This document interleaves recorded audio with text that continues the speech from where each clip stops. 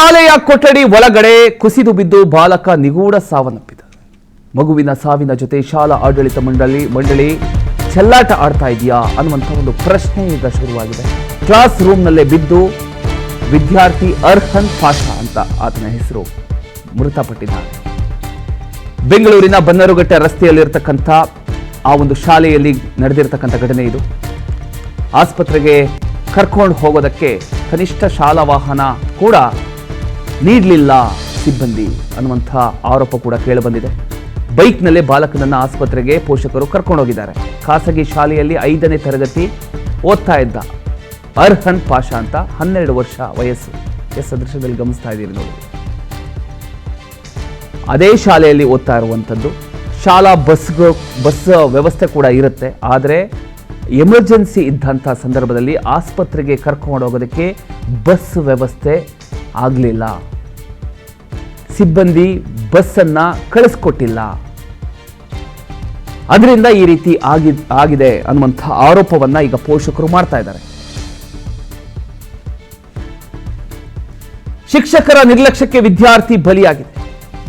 ಮಗು ಶಾಲೆಯ ಸಿಸಿಟಿವಿ ದೃಶ್ಯ ಪರಿಶೀಲಿಸಿದಾಗ ಈ ಒಂದು ನಿರ್ಲಕ್ಷ್ಯ ಬೆಳಕಿಗೆ ಬಂದಿದೆ. ಆ ಒಂದು ದೃಶ್ಯವನ್ನ ನೀವು ಗಮನಿಸ್ತಾ ಇದ್ದೀರಿ ನೋಡಿ. ಬಾಲಕ ಕುಸಿದು ಬಿದ್ದಿದ್ರು ಕೂಡ ಶಾಲೆಯಲ್ಲೇ ಗಂಟೆಗಟ್ಟಲೆ ಕಾಲಹರಣ ಮಾಡಿದ್ದಾರೆ.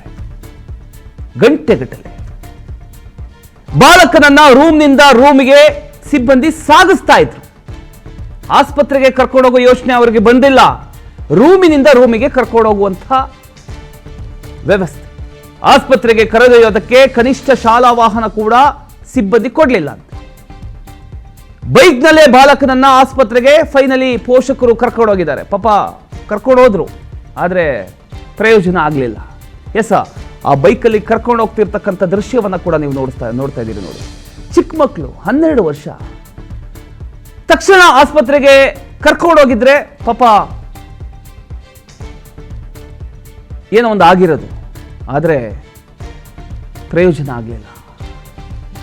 ಕುಸಿದು ಬಿದ್ದ ಬಳಿಕ 45 ನಿಮಿಷ ಆ ಒಂದು ಕೊಠಡಿಯಲ್ಲೇ ಶಿಕ್ಷಕರು ಇರಿಸ್ಕೊಂಡಿದ್ದಾರೆ ಆ ಮಗುವನ್ನ. 45 ನಿಮಿಷದಲ್ಲಿ ಏನು ಬೇಕಾದ್ರೂ ಆಗೋದಕ್ಕೆ ಸಾಧ್ಯ ಇತ್ತು.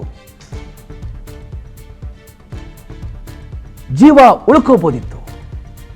ಆದರೆ ಆ ಮಗು ಸಹಜವಾಗಿ ಮೃತಪಟ್ಟಿದೆ ಅಂತ ಕುಟುಂಬಸ್ಥರು ಸುಮ್ಮನಿದ್ರು.